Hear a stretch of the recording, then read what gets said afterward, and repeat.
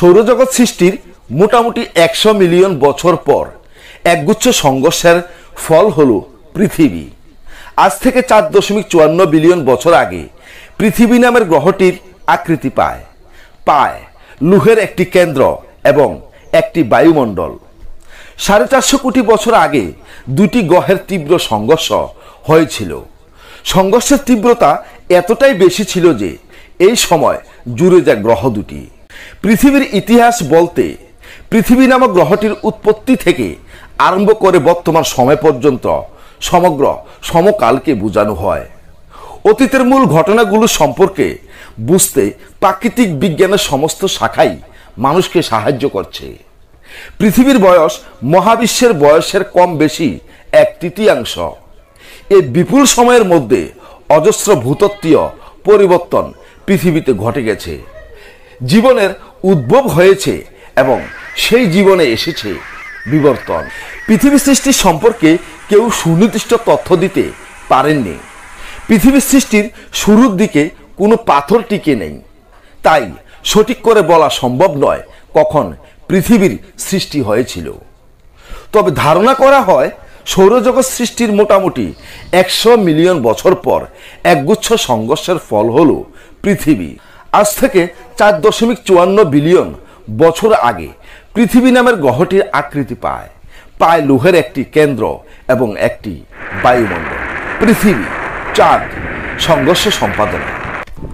থিয়া নামের মোটামুটি মঙ্গলের আকৃতির একটা গ্রহাণুর সাথে সংঘর্ষ হয় পৃথিবীর।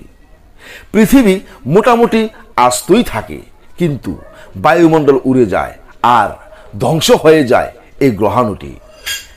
এর ধ্বংসাবশেষ থেকেই তৈরি হয় চাঁদ, গলিত লাভার সমুদ্র সম্পাদনা। থিয়ার সাথে সংঘর্ষের ফলে উত্তপ্ত হয়ে ওঠে পৃথিবী। টকবক করে ফুটতে থাকা গলিত লাভার সমুদ্র তখন চারিদিকে।